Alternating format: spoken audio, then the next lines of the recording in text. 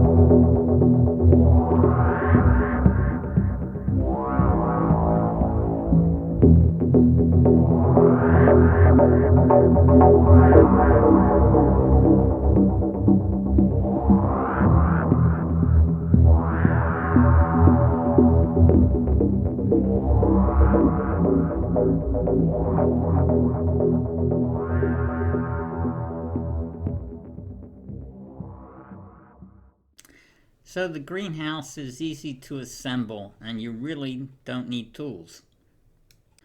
The price on Amazon was $42.99 with free shipping, although it's not classified as prime.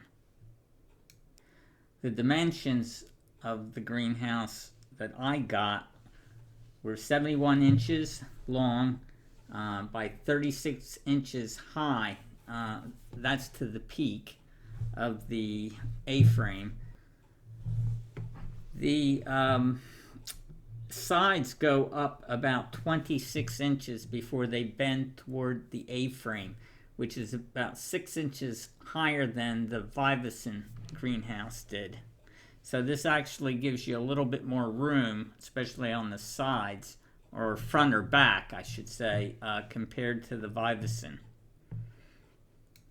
The poles fit the joiners somewhat more loosely than on the Vivison, which made it easier to put them together. I didn't need to use a rubber mallet like I did with the Vivison. On the other hand, it didn't fit as tightly and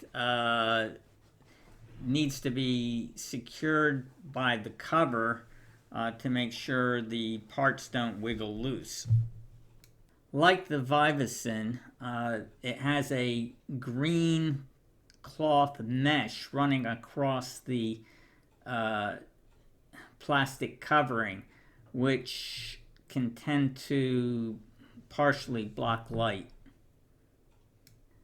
The tie straps at the top are about 2 to 3 inches longer, which makes it much easier to tie them off. I found with the Vivison, they were so short that it was a real struggle to tie them off, and I ended up using little clamps to help secure them on because they were just too short. On the initial setup, I didn't have the sides weighted down securely, and a high wind day blew the cover partially off, and it must have been flapping around because I got a slight tear on the right side of the cover flap. That was about a 2-inch tear next to the seam, and I repaired it with clear duct tape. But I think that was my fault, not a defect of the unit. The zippers work very well, and I would say I'm satisfied with my purchase here. I think it's going to do the job. Ventilation is a little tricky.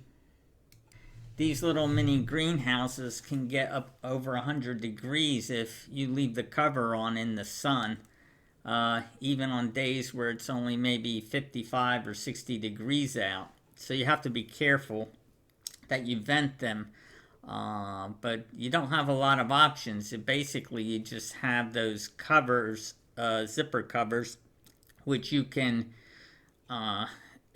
open fully or partially as needed.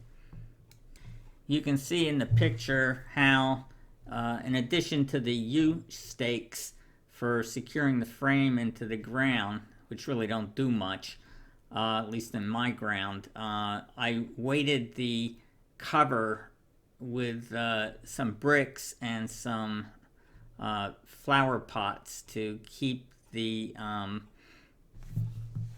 cover held in place. There's also a tie down at the bottom that you can do to keep the cover from flying up. So I'm happy with my purchase. I recommend the unit. I hope you found this video useful. Thanks for watching.